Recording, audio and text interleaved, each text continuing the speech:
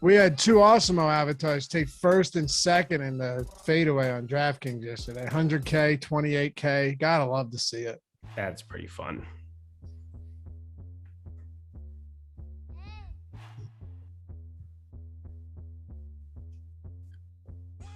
Next 2 days could get really, really wild. Yeah, I'm welcoming the All-Star break.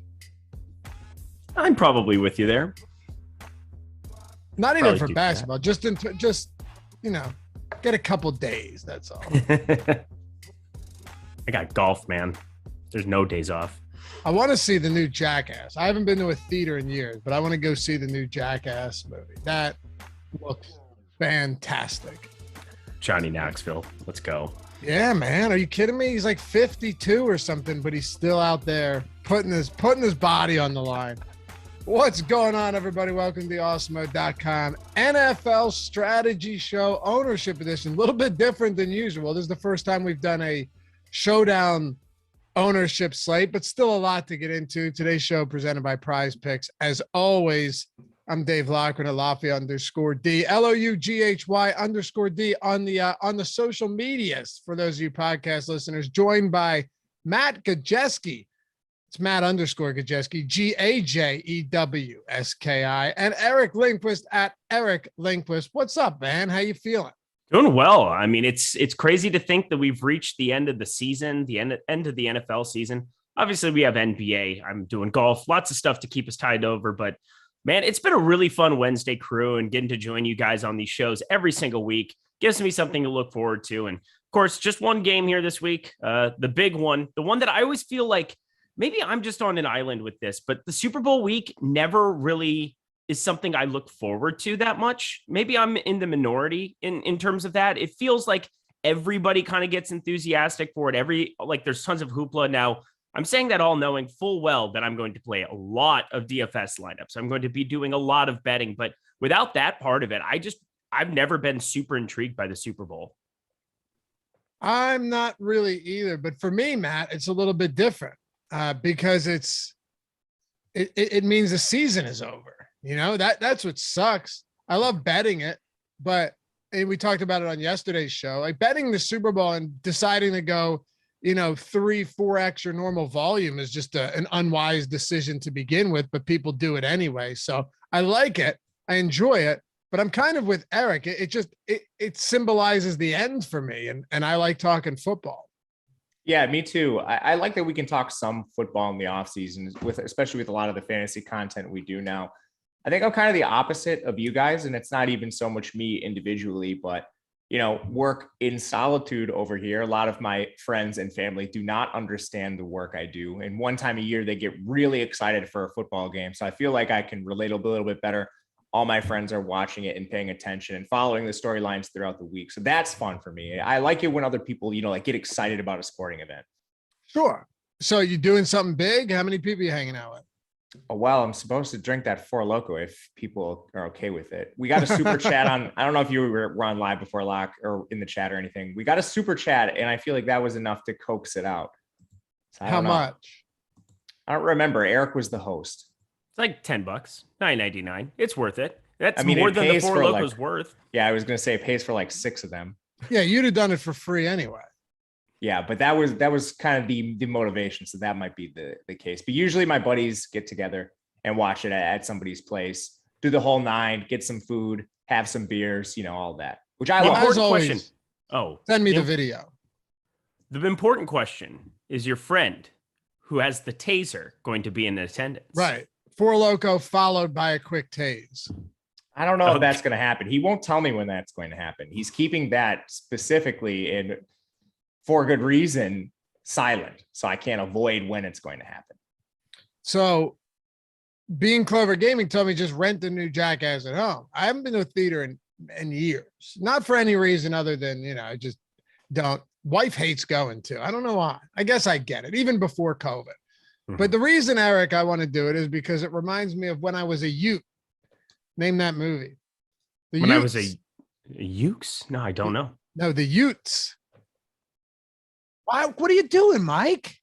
Mike, Mike. Oh, Mike is that student in class that just had to come in and let everybody know immediately, even though the teacher is pointing at one person and saying, "Oh, you tell us." I the wouldn't have guy's a landed on fucking that. film professor. Of course he knows it. Yeah, no kidding. There's that. Are you familiar with My Cousin Vinny? I've seen it, just not in the it's not in the memorable quote movie category. And trust me, I am It's a known to big quote a time movie or quotable two. movie. Yeah, I'm just saying it's been a while. So Okay. yeah. All right. See, We're around the Matt, same age. It's not that far off. I shouldn't have been that off with it, but Matt knew it. I have no idea which one you're talking about again. name a movie star. Tom Cruise. There we go. I don't know what he looks like. Honestly, Shut the up. chalk answer. Yeah, that is yes, that is like Leonardo DiCaprio. Yeah, I know what he looks like. Wait, you know what Tom Cruise looks like? Like, not if I saw him, yes, I would know him, but like I don't have the name and the image of his face associated in my mind. Name a movie he was in. Dude, I can't. Stop it. Stop! You're lying. This is not true. Like, it's another one of those things where if you're like Tom Cruise is in this movie, I'd be like, okay, but for me to draw that from my memory, they're not readily accessible. Mission Impossible? I've never seen that. Top Gun, Never seen that. Days of Thunder. Never. Well, seen he's that. not going to see that. It's like a dude movie. It's a bro movie. Come on. Jerry Maguire? Show me the money? Nope. Okay. The new reboot of The Mummy. Nope. I was just kidding. That was All right. We always This learn is- something new about Matt. So, okay. What religion is Tom Cruise? Is he a Scientologist? Oh, he Yay! got it. Oh my dear God. Laffy, you know why I know that? I'm pretty sure that's from South Park. Oh, yeah. Right? there Isn't you that is. like, it wasn't Yeah, that it on South is. Park?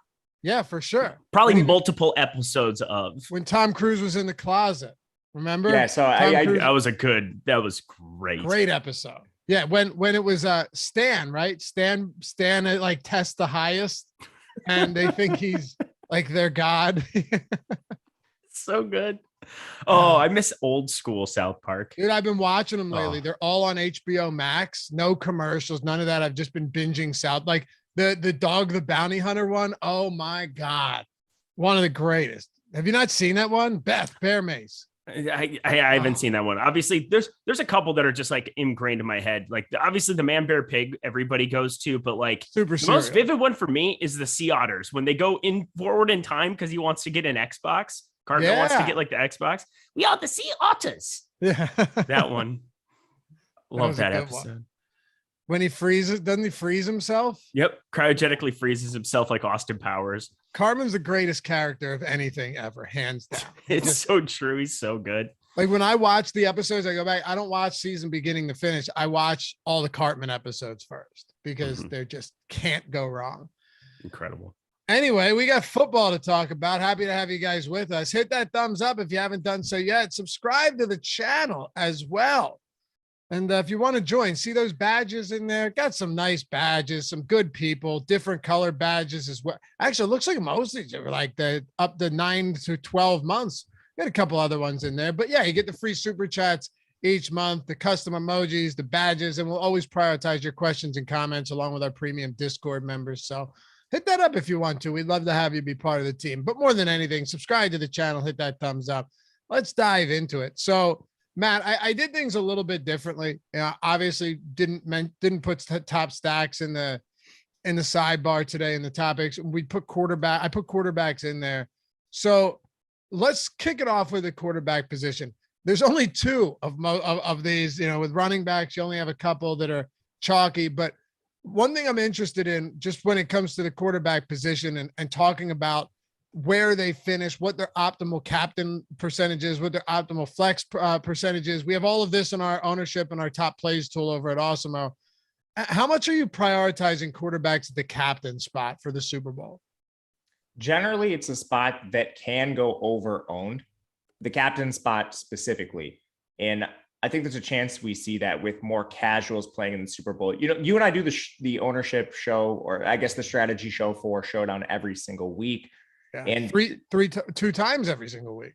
Yeah. And I think just with the magnitude of the game, there's a chance we see more casual money come in. And we already know, just based on macro trends, that the quarterback position can go over owned in the captain spot at times, which is something I want to be very cognizant as we go throughout the week. How are these quarterbacks projecting? And are they better values in the flex spot? And right now, it looks like that is the case. And I think there's a couple reasons.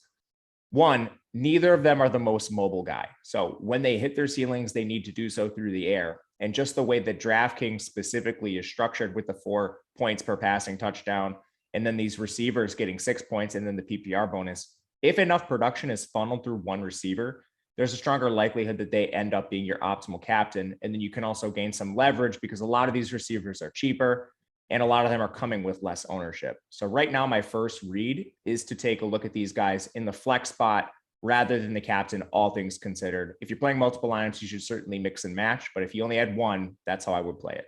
What about you, Eric? Same thing, same question. Yeah, I'm kind of with you. I think that it's been something that I feel as though people have played a lot of showdowns. People in our space, people that are watching these videos generally have played a lot of showdown at this point in time. You did talk about the casual money coming in, and I'm not sure necessarily if anybody's looking at any data points that we aren't, but from what I see is captain ownership of quarterbacks generally is always higher than their probability of finishing there. And so utility has been a popular place for quarterbacks, not just for this week, but for pretty much every showdown slate we've been playing constantly.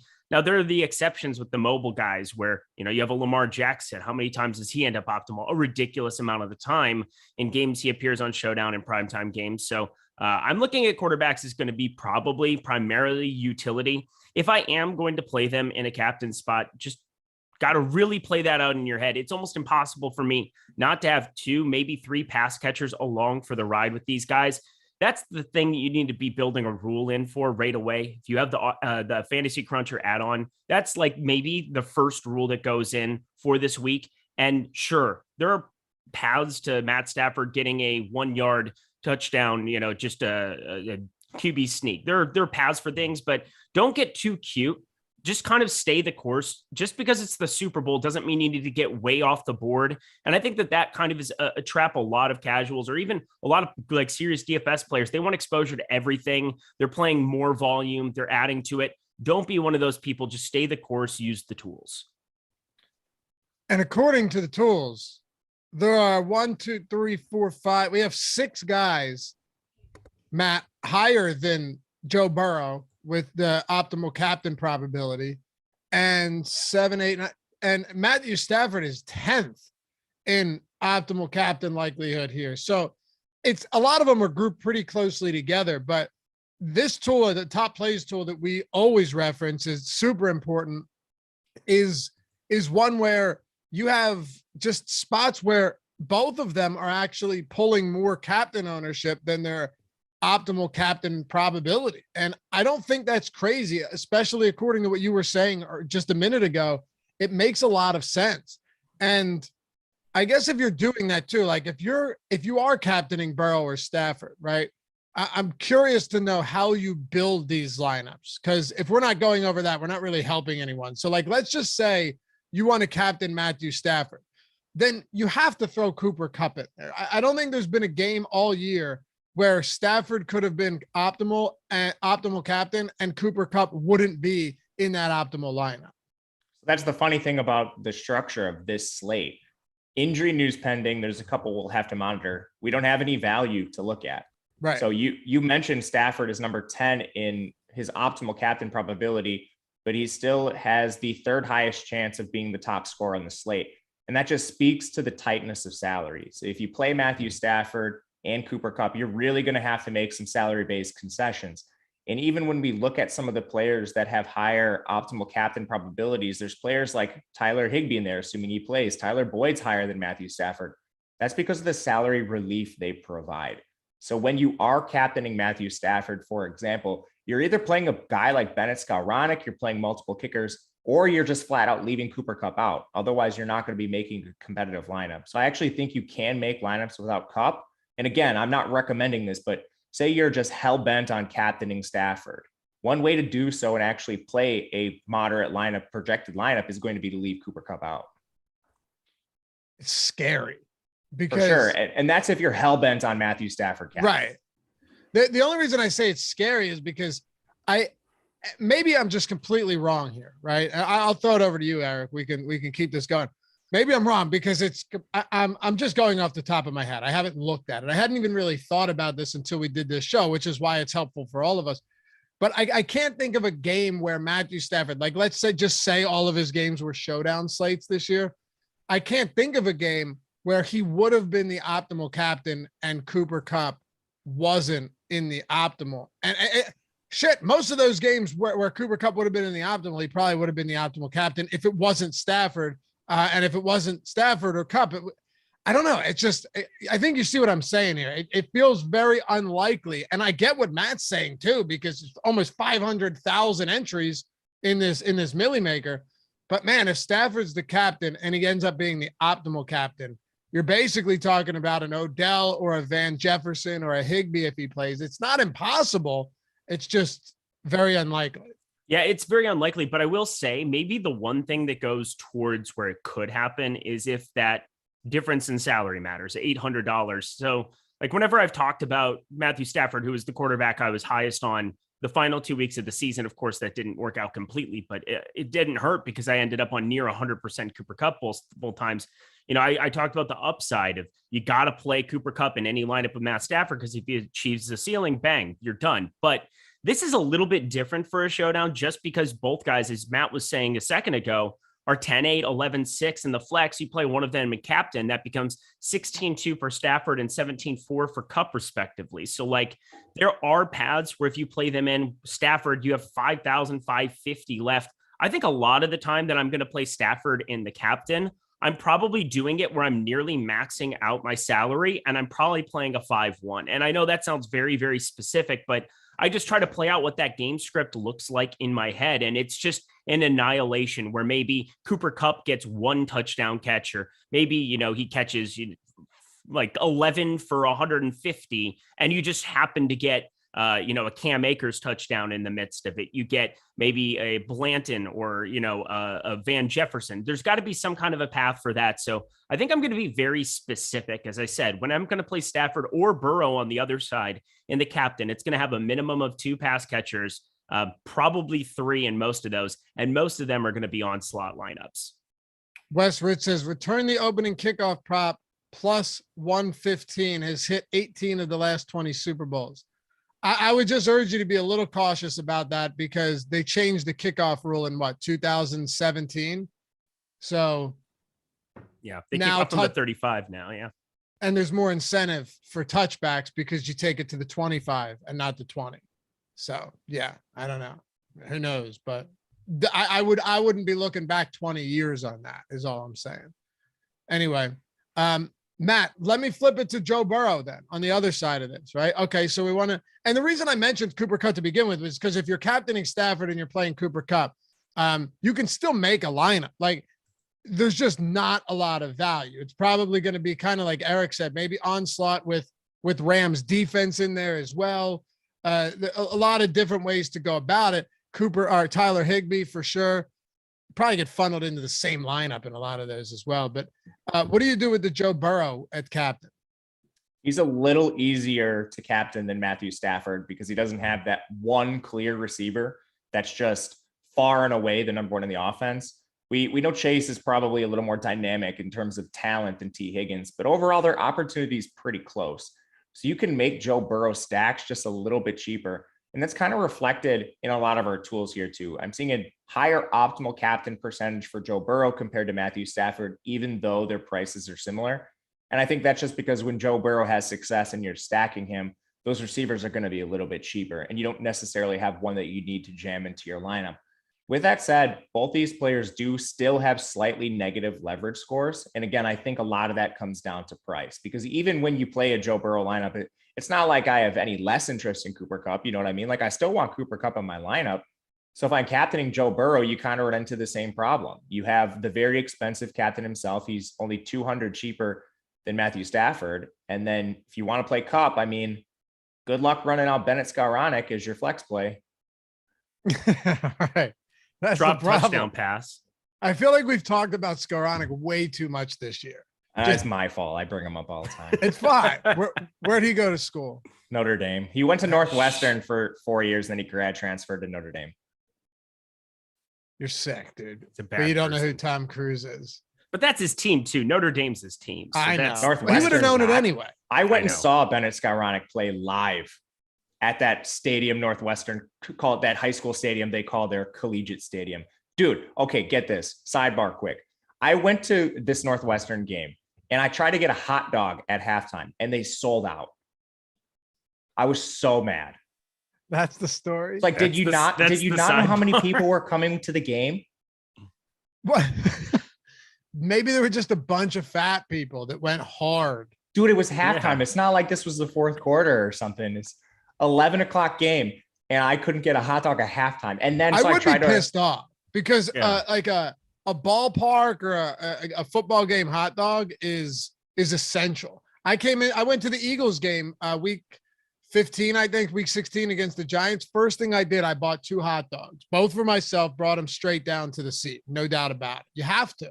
But Yeah, see, Matt, rookie I move got him by at the you. beginning of the game. Rookie move by you. Really? By me? No. By Matt Gajewski. Waiting till halftime? Waiting until halftime when everybody is out there, everybody's stampeding the concession stand. Well, here's wanna the thing, know if- Eric. He had so many hot dogs at the tailgate ahead of time that I needed a little bit of time to cool down.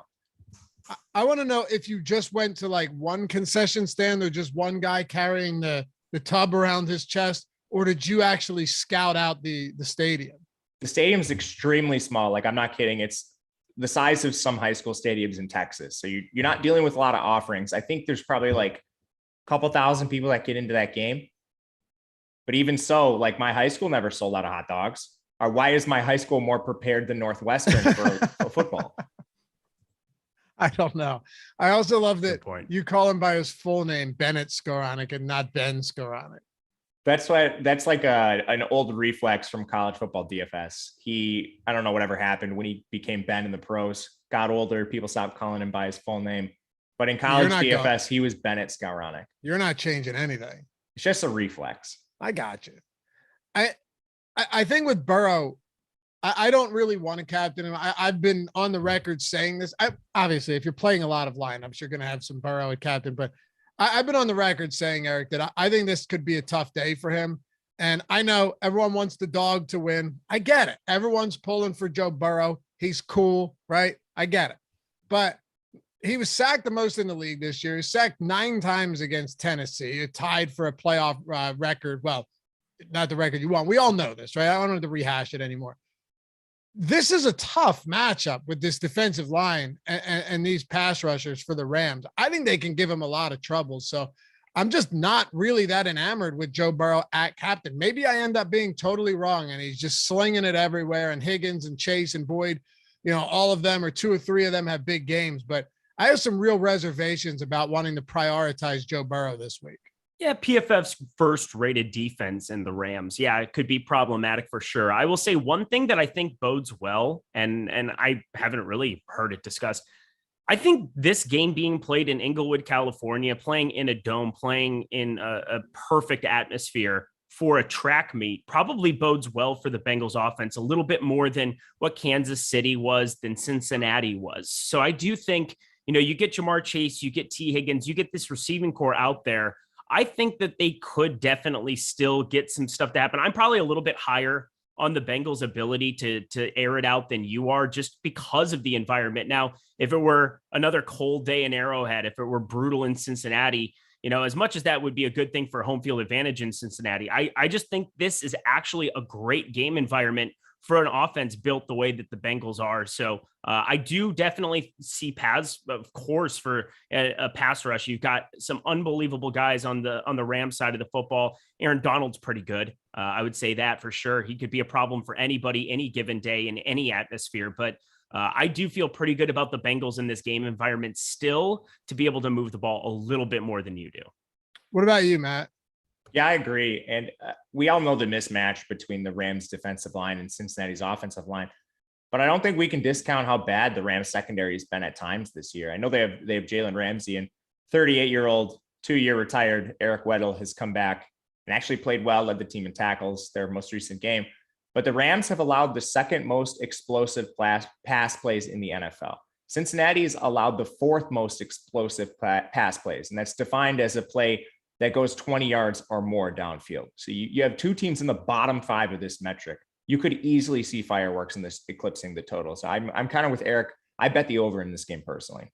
Okay. Yeah, I like the under. So we're definitely on different sides of this one. I see like a 27-20 type game or something like that. I forget what my prediction was. Yes, it might have been 27-13 as a matter of fact, or 14. No, 27-17. I don't know, but we'll see. I mean, these Super Bowls are hard to predict in that sense. A lot of the good offenses come in and you just see a defensive struggle. But it's possible. It's also possible, Matt, and I'm not trying to run through like every possible iteration of what could happen, but I think it's also possible that the Rams defense gets there and Burrow and the pass catchers get there as well, just in the sense that if they are still getting to him and racking up sacks, maybe strip sack, maybe creating some pressure, forcing some ill-advised passes that turn into an interception, maybe a pick six, and then he has to throw the ball, or he still is able to get some throws off, but is also under pressure a lot. Like, I think that is one way this game could go for sure. Yeah, and it doesn't necessarily have to be the pick six. Like sacks are huge negative plays. Yeah. They swing the balance of field position.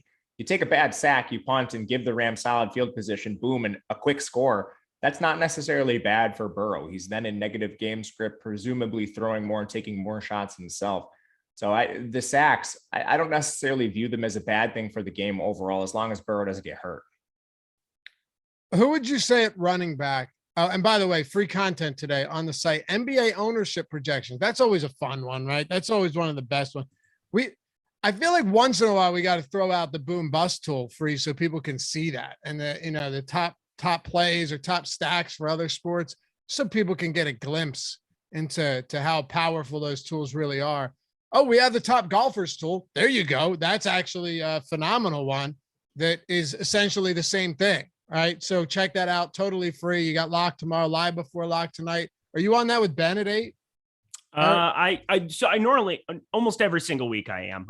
This week I did Tuesday, so Jason could come in on Wednesday. So we flip flop this week. Gotcha. Mm-hmm. NHL player rankings also free. So good stuff today. Completely free over at awesemo.com. You don't need an account. If you want to sign up though, awesemo.com/join. You can do a week, a month, a year. If you want to make a legitimate investment, all of our tools, ownership projections, player projections, the boom bust tool, top stacks tool, lineup builder, all of which were built by Awesemo himself. You got the Fantasy Cruncher add-on. If you want to jump on board there, you can do one sport. You can do every sport. No matter how you want to play it, no matter what style, how serious you are, what your budget is, we got something for everybody. Awesemo.com/join.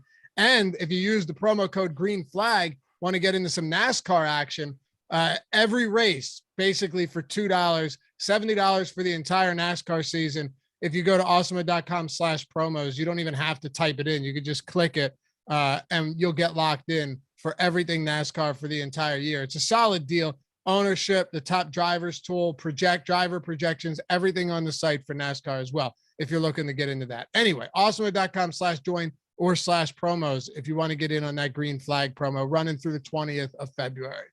All right, Matt, what are we doing at running back here? The obvious answer is you're going to have some Cam Akers and you're going to have some Joe Mixon, both of them coming in around 40% projected ownership on DraftKings at least. I really want to get into what we want to do with some of the lesser known options, or if we want anything to do with them at all. Pirine, Michelle, Darrell Henderson likely returning. It gets really ugly behind the two top dogs for both teams. Yeah, it does. And I think for the elite backs, we'll call them that, the premier backs on this slate, Cam Akers has to be the guy that draws a lot of interest here.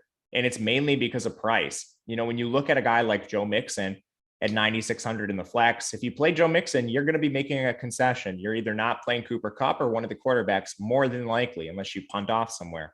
So going down to a guy like Cam Akers just allows you to have a better roster construction overall. And that's before we even consider some of the game environment factors.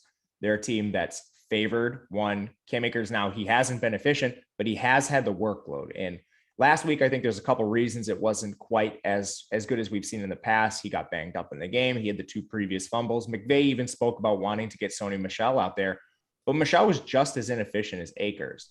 So a guy they prioritize rushing back for this kind of game, I don't really see them going away from him in a meaningful way. So it's kind of that factor of price and workload for a team that's favored that makes Cam Akers the preferred play for me in a vacuum over a guy like Joe Mixon, even though we know the volume is very consistent for Mixon. What about you, Eric, when it comes to any of these? For what it's worth, too, Sean McVay said Darrell Henderson has a good chance to play. I don't know what any of this means at this point. You still have Sony Michel. Cam Akers took over, usurped Sony Michel in the matter of 7 days after returning from an Achilles rupture that, he was 5.5 months removed from. So it's really tough to say what's going on here as far as who gets worked in behind Cam Akers in the Super Bowl, biggest game of their lives. Yeah, biggest game of their lives. I do think, maybe Darrell Henderson gets a carry or 2, maybe. But I really don't see any reason that we need to be clicking on that name, 1,600. If you're trying to save money and get down here to the bottom, you've got Samaje Perine, who it's weird to say. I mean, at least there's a number 2 and there's a path where, if something happens to Joe Mixon, you have the opportunity to have an entire workload where the absence of one of these guys or Cam Akers or Sony Michel doesn't guarantee a whole heck of a lot still for Darrell Henderson. I feel like Cam Akers, though, as you said, there's a number of things that led into it last week or 2 weeks ago now, where I just didn't feel that enthusiastic about it. Only played 39% of the offensive snaps, coming off of 81% that he played against Tampa Bay in that divisional round. So I think that you're looking at about a 50-50, maybe 65-35. But so I'm maybe in the camp where I just think Sony Michel is a guy that I want to be overinvested to 4.8%. Yeah, I'm that guy. That's all right. I've been standing up for this guy forever. I mean, he's just better than people expect him to be. But if you look at our tools right now, yeah, there's a little bit of negative leverage going towards him. Utility ownership, 4.8%, utility optimal, 0.5%. But that's assuming, that we just understand exactly what's going through McVay's head here and that we completely understand what this workload and this split is going to be. And I don't think we completely do. And I don't think, Sony Michel being ineffective. I mean, everybody's was pretty ineffective running it against San Francisco towards the end of the season. I feel all right kind of investing and over-investing in Sony Michel. Darrell Henderson, kind of a write-off for me for this entire game. But Cam Akers, he should be more popular than Sony Michel. But as a result, I think I'm just going to be a little bit lighter there and just heavier on Sony Michel. Let me ask you this, though. And Matt, we'll get your opinion here, too. I think it's a little problematic that Sony Michel and Akers are so close in price. Now, granted, I fully understand last game, Sony Michel was used far more than he was against the Tampa Bay Bucks in that divisional round game, right? I get it. Do you think they should be that close in price, though? I mean, what are they, $1,400 separated? But here's the beautiful thing about them being closer in price is that you're getting Michel's more of the ownership discount, because if he was 2,400, I would probably be having a different conversation because we see him 15%. We'd see 18% because he'd be more intriguing than Perine. He'd be more intriguing than, trying to take any kind of an ancillary shot on a Ben Skoranek. Yeah, I wanted to name drop him one more time. Bennett Skoranek. Sony Michel, 5K, 1,400 difference. I mean, if you're trying to win $1 million, if you're playing in a massive tournament and you're nearly zeroed out and you're at Cam Akers, just remove Cam Akers, plug in Sony Michel. There are a lot of paths where a guy at 5% and a dude who's at 32%, where that still can work out for you. Now, of course, if you had to tell me if I had to make a lineup to save my life, of course I'm playing Cam Akers over Sony Michel, but that's not how this works. We have to be able to look at the entire game and be willing to embrace some of that risk. No risk it, no biscuit. So I have to be getting to a little bit more Sony Michel, and I apologize to everybody for what I just said there. I get it. I mean, I get it. I guess at this point, Matt, you're not getting Michel as a value, but you are getting him at a massive ownership discount. And that's basically the recipe here if you're trying to get to someone like that. Yeah, I think so. And it all depends what you think the workload is, to be honest with you. And I don't have the answer. Nobody does except Sean McVay. What do you think? I personally think Cam Akers is going to handle more of the work than Sony Michel.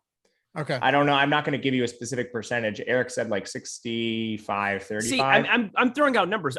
Last week we saw 57% for Sony Michel and 39% or 37% for Cam Akers, depending on where you're looking. And like, legitimately, I understand that Cam Akers is the guy that's probably the priority if he's healthy coming off of 2 weeks and everything else. But we just saw Sony Michel get more of the backfield coming off of a 2-fumble game in Tampa Bay for Akers. We saw that be flat out, period, what it was. Sony Michel saw more of the workload, and yet we're projecting one guy to be 1/6 of the ownership. And for me, that just doesn't make sense. Yeah, you didn't let me finish. Okay, Cam Akers got hurt in the game.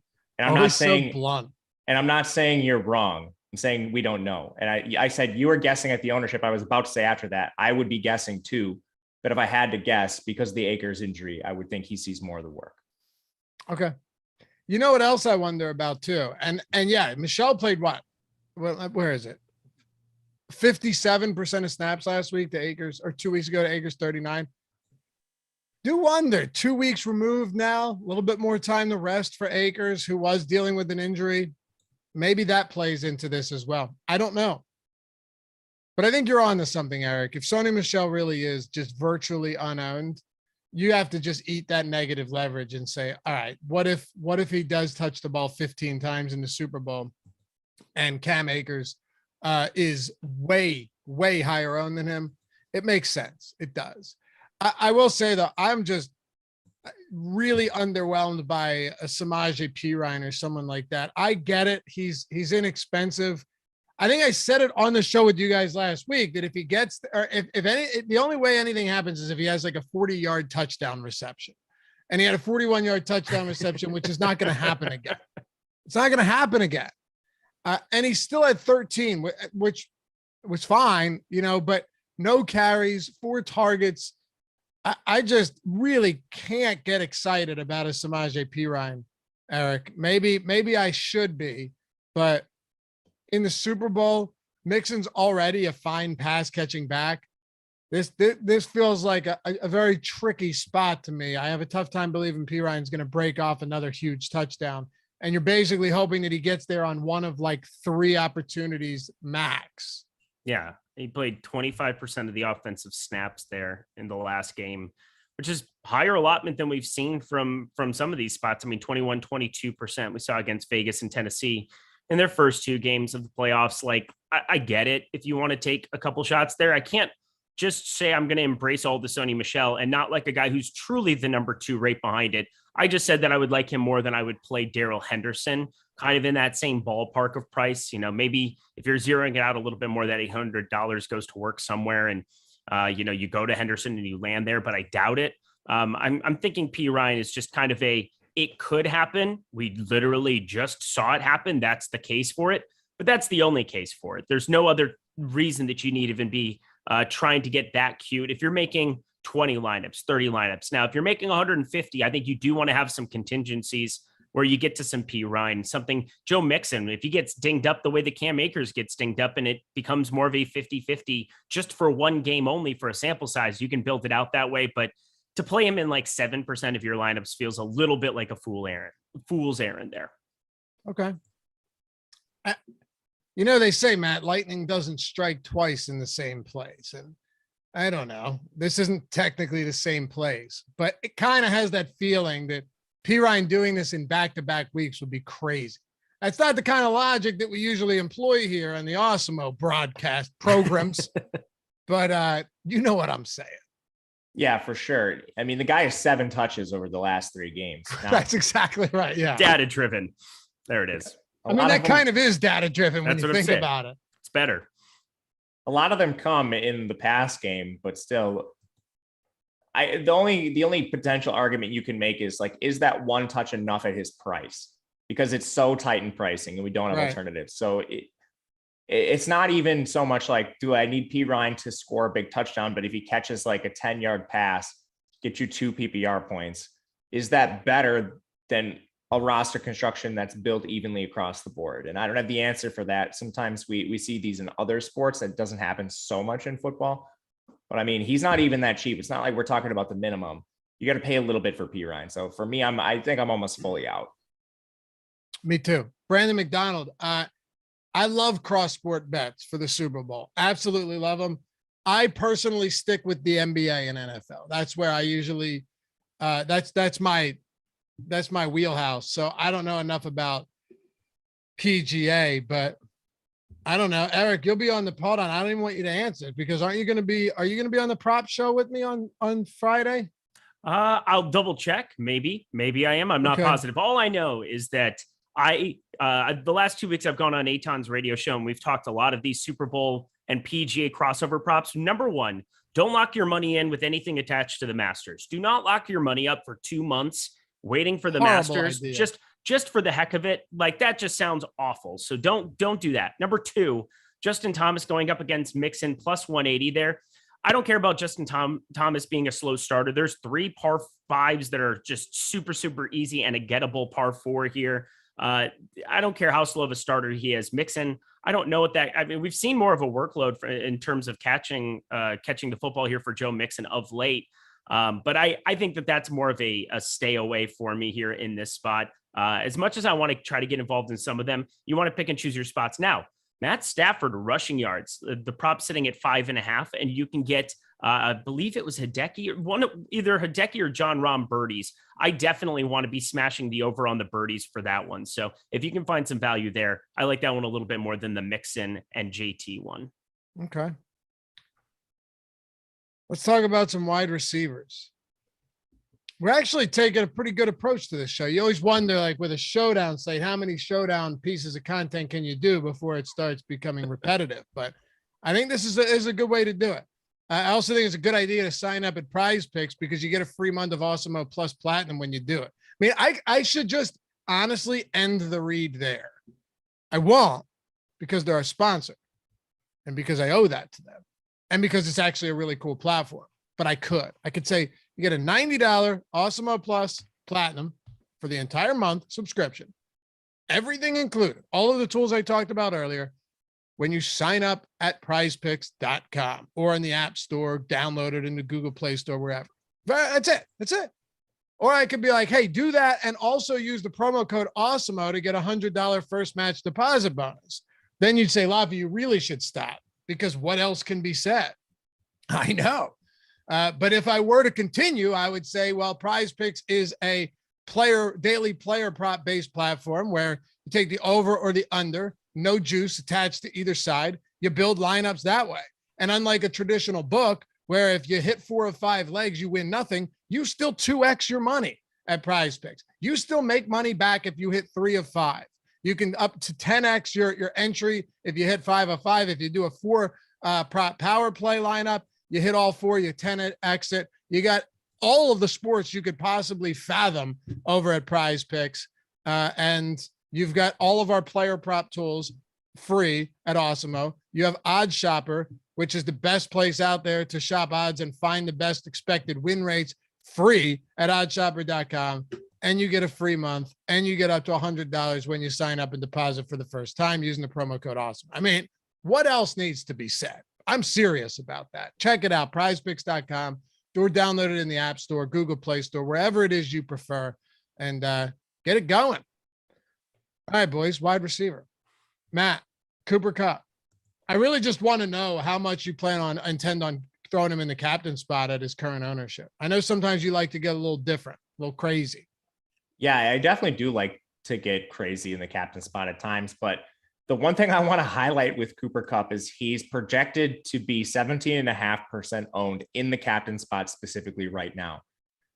We have him with a 41% chance of being the top overall scorer. So there's a very slight negative leverage score here, but like that number is just crazy to me. If he actually has a 41% chance of being the top scorer, I think there are just some constructions where you build Cooper Kupp as your captain and then you choose other ways to get different. Maybe you build for a really low scoring game environment, leave out Stafford because, like a raw touchdown score from Cooper Kupp or PPR volume could outscore him. Maybe there's some cheaper guys that just make Stafford not in the optimal lineup. So I do want to play Kupp in the captain spot. When I am doing so, I want to make sure specifically that I am getting very different. It's just crazy to see that number. Like a 41% chance of being the top overall scorer is getting close to like that Lamar Jackson tier that Eric mentioned earlier. And he's a receiver. Yeah. If you had to guess of every game, and I don't know the answer to this, I wish I looked it up, but it's time consuming. Of every game that the Rams have played this year, how many times do you think, just off the top of your head, Eric, Cooper Kupp was the top overall scorer? I'd probably say 77% of the time. Really? So Yeah, over probably. 3/4 of the time. Well, think about it. I mean, we've seen a a two-headed monster. No, top score for the game. Oh, top score for the game. Yeah, because I'm talking if it were a showdown slate. 65% of the time.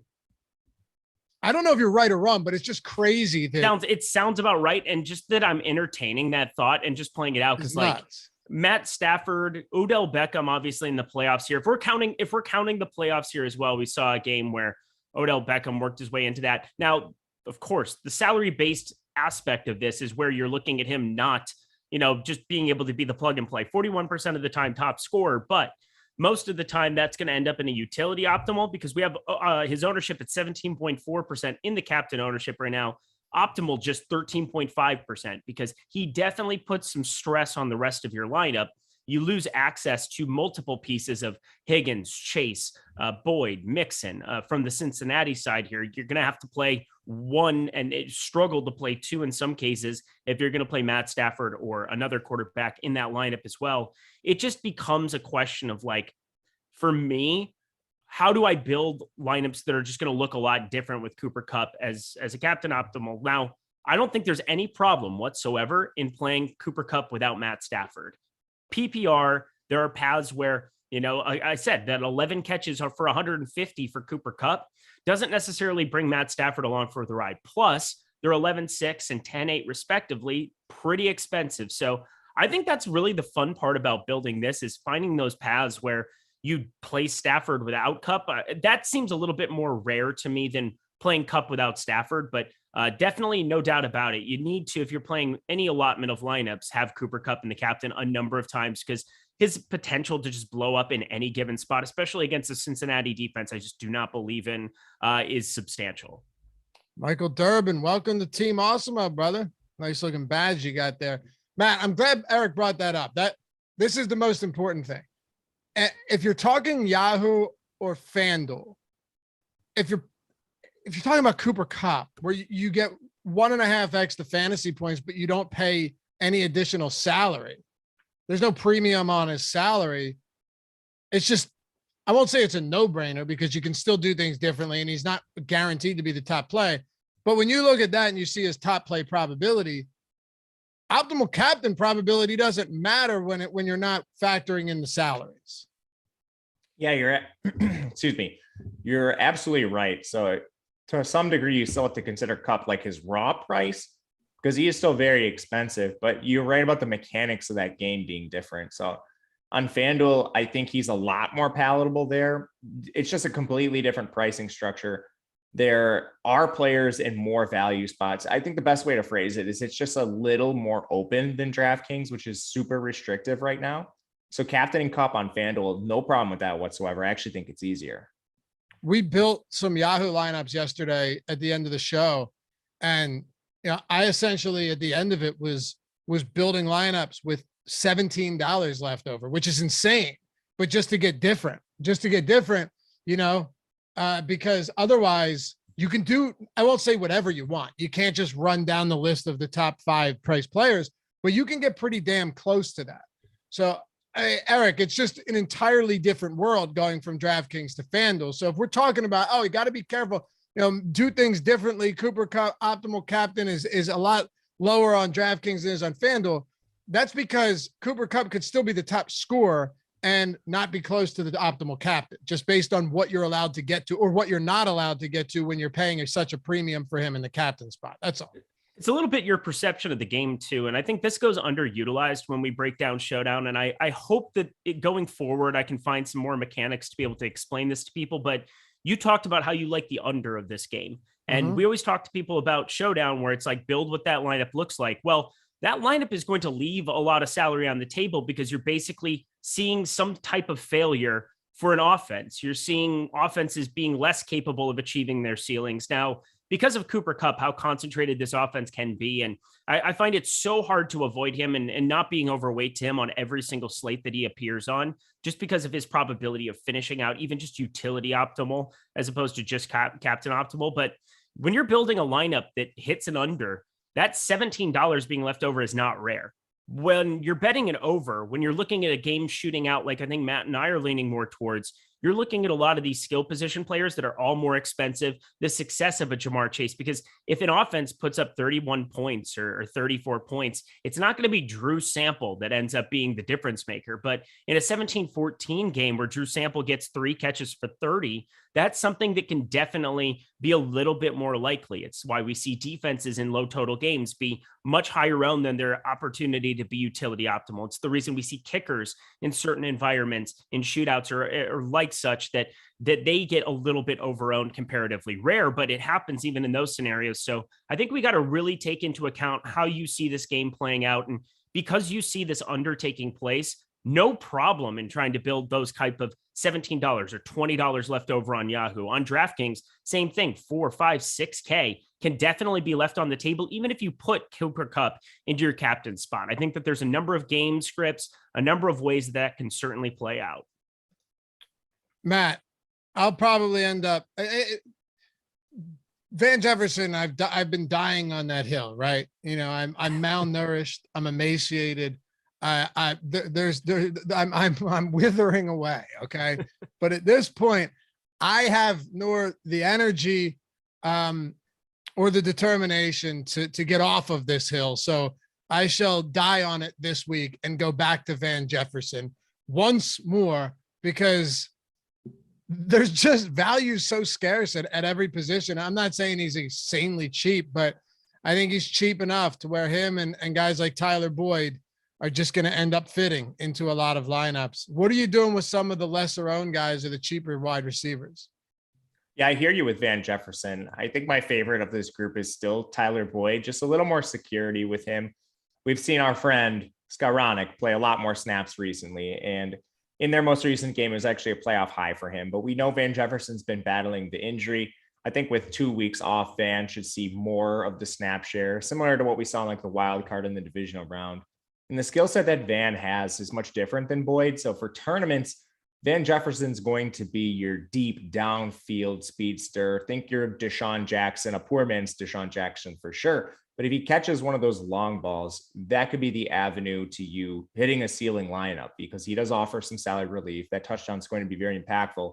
A guy like Boyd, who operates more out of the slot, I think his role is a lot more consistent, but he just doesn't have the same ceiling. We're talking about a guy who reached 70 yards 5 times, I believe, and only eclipsed 100 one time all year. It's going to have to come through touchdowns for Boyd, which definitely could happen. But for tournaments, I think Jefferson's going to be the guy I try to play a little bit more of. Eric, talk to me. Lower owned receivers, Jefferson, Boyd, any of these guys stand out to you? Maybe a Bennett, Skowronek? Ben, I almost said Ben. Van Jefferson is the guy that I'm going to die with too. So over the course of the regular season, the Rams played 11 personnel where 3 wide receivers were on the field 83% of the time. That was the largest rate in the entire NFL during the regular season. You talk about Ben Skowronek's snap share going up, but it really hasn't affected Van Jefferson being on the field. 90 and 87% of snaps the last 2 weeks. Everything lines up where if he gets 2 weeks off and he's healthy here, we've seen him be an explosive, dynamic playmaker. And I know that compared to a healthy Odell Beckham Jr. and a new situation Odell Beckham Jr., where he's happy and playing fantastic and has a functional quarterback, and then Cooper Kupp, he's never going to look as shiny as those two guys, but he's on the field an absolute ton. Single-digit target share is just not going to continue for a guy in this offense being as pass happy as what it is. If Cincinnati's going to schematically do something to try to limit Cooper Kupp, that's not going to really happen, but limit Odell Beckham, perhaps, there's an opportunity for Van Jefferson in a number of lineups. Plus the tools really bear out that there's positive leverage to be had by rostering him. He's going to be a utility primarily only guy for me, even though his captain optimal is a little bit higher than what it's currently coming in. 2.8% ownership right now, 3.9% captain optimal. Might be a decent enough path to take some long shots in large fields, but Van Jefferson, no doubt about it, going to be a massive utility play for me. I like it.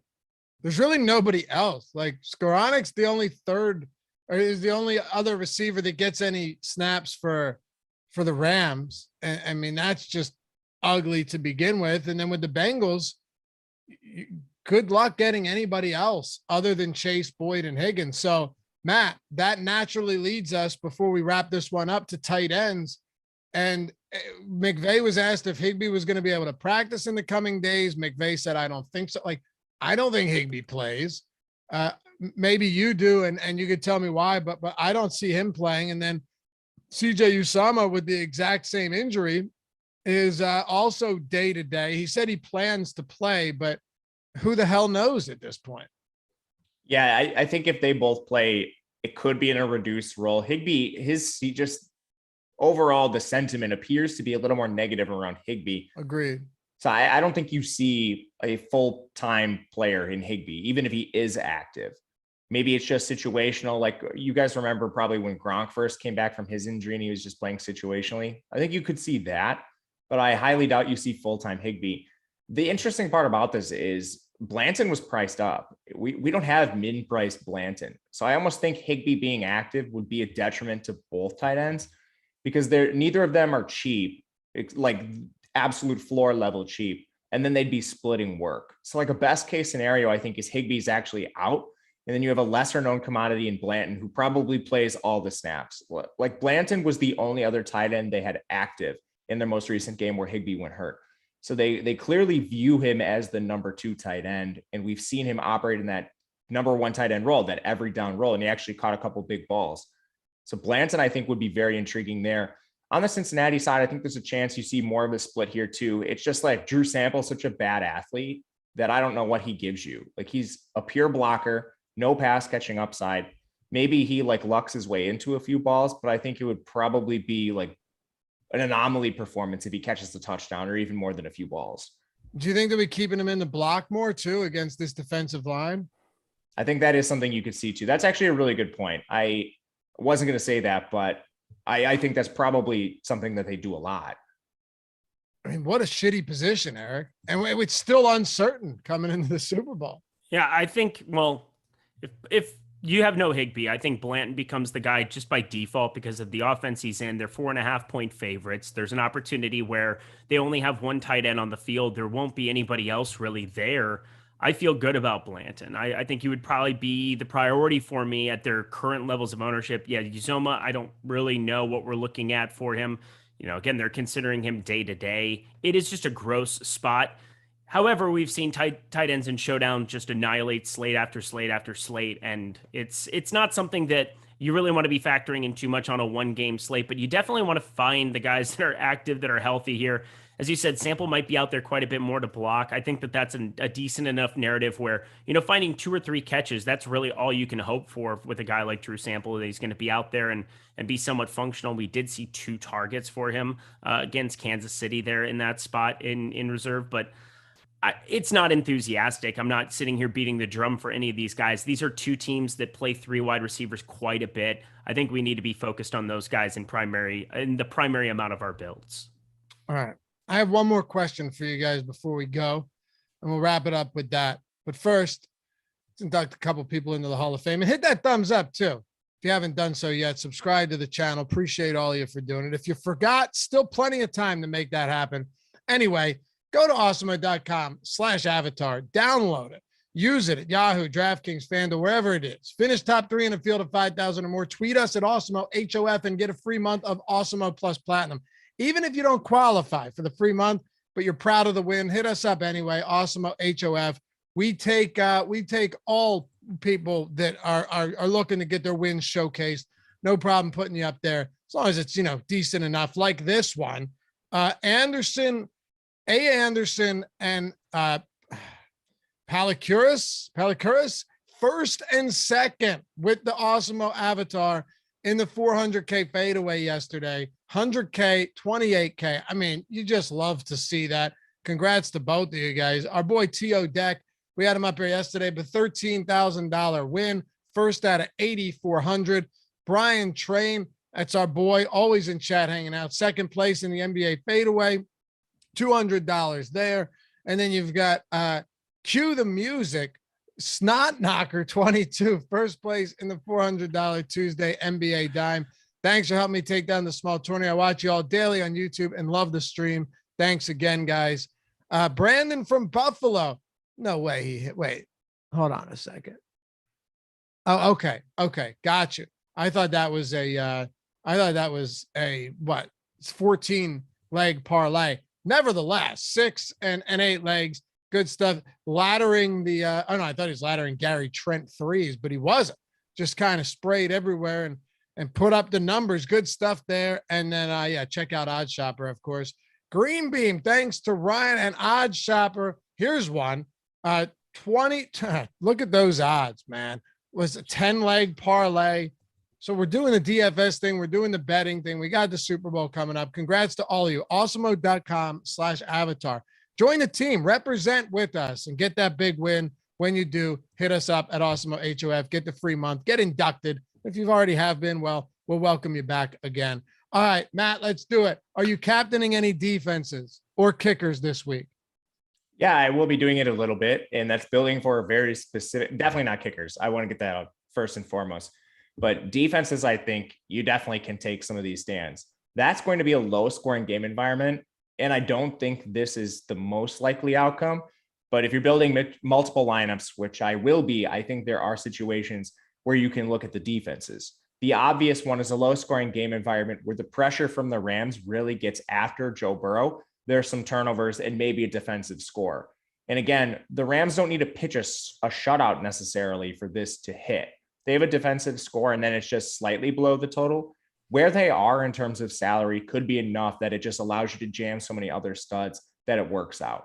So in this particular slate, because there's no value and we have some mismatches, I will be doing some of this. Okay. I'll also be taking the Samaje Perine under 5.5 rushing yards. Not a lot of yards. I get it. I don't think the guy sees a single carry though. And I love betting under on rushing props for backups in big games like this.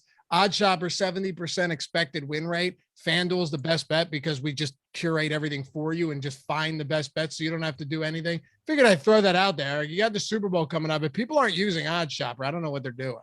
It's just fantastic. I mean, it's a print fest. It has an opportunity to help you. It's all of Awesemo's projections put onto one easy to look spot. I think that, you know, as much as I love Sony Michel, we're looking at an 86% win percentage. If you want to be able to get some exposure now, because he's so cheap in DFS, I think there's paths to be able to kind of get both of it, to get exposure to both of them. Darrell Henderson back, maybe that takes away a carry or two from Sony Michel as well. Under 20.5 there, minus 130, it looks like is the prevailing number at a number of books. 86% win percentage. It's hard to find something that stands out that much in our tools. So I think that that's probably a good way to maybe hedge a little bit of your DFS exposure. Plus, if he ends up catching a football for 20 yards and a touchdown, not exactly the worst way to kind of parlay, get a little bit of a double dip in that scenario. Final score. This is the last one we're doing together this year, fellas. So it's been a lot of fun. And again, appreciate all you for hanging out with us every single Wednesday. There's like what, 22 straight weeks we've done this. It's good stuff. Final score prediction. Eric, what do you got? I'll go 31-28 Rams. Matt? 27-24 Cincinnati. Oh, you're going with the dog outright. All right. I think yesterday I said 27-17 Rams, so I'll stick with that. I'm going to go under here. Eric, you're going over. Matt, going over. You're going. What'd you say, Matt? What was your score? 28-20. 27-24, so 51 total, slightly All over. right, you're going over as well. Good stuff. Appreciate you guys. Follow Matt at Matt_Gajeski, Eric at Eric Lindquist, me at Lafayette_D. And hey, until next season, it's been the Ownership and Top Stack Show.